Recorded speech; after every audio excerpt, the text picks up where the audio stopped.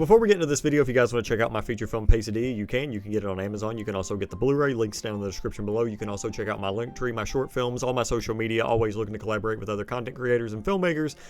I wasn't sure if I was going to make a video about this film before I watched it because I just wanted to see what I thought of it. And when I watched it, I was pleasantly surprised. The film that I'm talking about is the new Scott Derrickson film called The Gorge. It stars Miles Teller, Anya Taylor-Joy, and Sigourney Weaver. I was not expecting a lot out of this movie, especially the way that it's been marketed. It's been marketed in such a bizarre way where I feel like I've seen more, I guess you could say like social media stills, more like social media art than I actually have like trailers or like any behind the scenes stuff or anything like that, because The Gorge itself, I mean, I feel like it would be a pretty big hit. Like if it was to come out in theaters, I feel like it would have done pretty well, and that's what I kind of want to talk about. Now, I recommend this film. I'm not going to guarantee that everybody's going to love it, but I will say, and this is not even just for this film, I mean, it's for other films. I mean, plenty of films that come out. Like, usually when a film comes out, if it's, say, for instance, it comes out and then the RT score is like, I don't know, 50% or something, then people tend to judge the film more harshly, I think, whenever they watch it, as opposed to something that gets like a 90, which is very unfortunate because, I mean, I've seen that happen with plenty of films. I think Babylon's probably the biggest one that coming out with like a 50 and then people watching it, judging it, and I feel like if it would have had a 90, people would have loved it, and that's kind of how I feel about The Gorge, where it has like a 60 something, and again, I don't care about review scores. I've never really cared about a score for a film, but don't let the scores for this film deter you away from seeing it, because one thing that I noticed about this, even watching a trailer for it, I was not excited to watch this movie. Like, I went in with zero expectations, which, I mean, can definitely help when you watch a film. I mean, there's no other way around that. Like, if you have no expectations, it's easier to be impressed. But what I'm saying is this wasn't really a film that I would have, went out and seen. And I think it was just kind of the way that it was marketed. And then actually watching the film, I can say with a lot of confidence, after watching the film, I think word of mouth, this film would have done pretty good. I mean, it still might on streaming, but I feel like in theaters, this film would have done great. Now, let's actually get into the premise of the film, because that's what you guys are here for. And I went on this whole tangent, this whole ramble. But what The Gorge is about is it's about a gorge that there are things going on in it. There are creatures in the gorge, and on each side of the gorge, the east and the west, they have essentially very well-trained military personnel guarding each side, and they rotate them out every single year. So when they go there, basically they have to check in every single month. They have to make sure that nothing comes out of the gorge.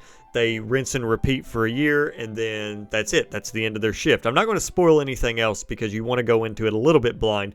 But the thing about this one is Miles Teller, who is, he's a pretty renowned sniper. Well, across from him, Anya Taylor-Joy, she's also a very talented sniper as well.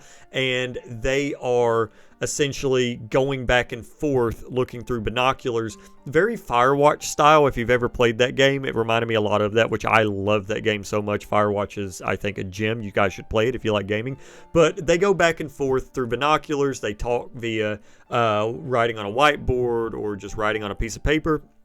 Well, something happens where they come together, and again, I'm trying to watch what I say. I don't know how much the trailers spoil, but it is essentially this very weird romance that blossoms. Like, it doesn't necessarily go full romance the way you might want it to, but what it does is it creates an interesting chemistry between these two characters where you do root for them and you do want to see them to succeed. I mean, you want to see them get out of this. You want to see them figure more stuff out. And The Gorge reminded me how much I love romance films. Like, I really do love romance films a lot. Like, when I think about it, I think about Brokeback Mountain, I think about Happy Together, I think about Bridges of Madison County, recently We Live in Time, Love Story. I really do love romance films. I've come to that conclusion after watching this because I'm just a sucker for them. I just am.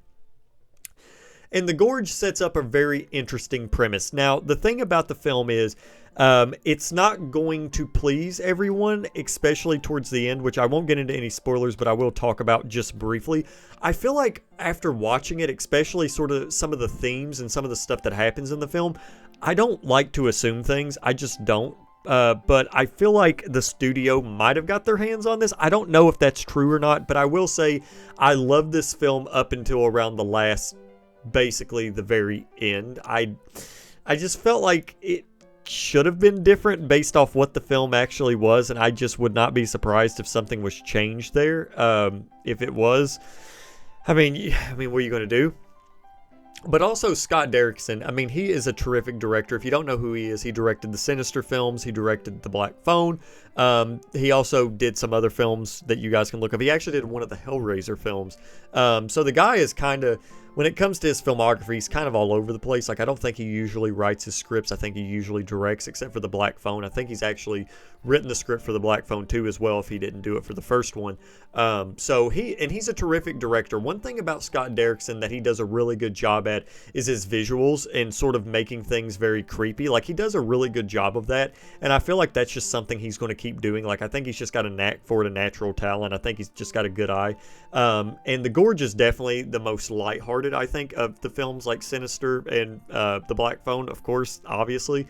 But yeah, he really does sort of, he takes these premises, like these scripts, I feel like, and he gives it his own twist, and that's what you kind of want in a director, I suppose. But I won't go any further on that. And then also the visual effects.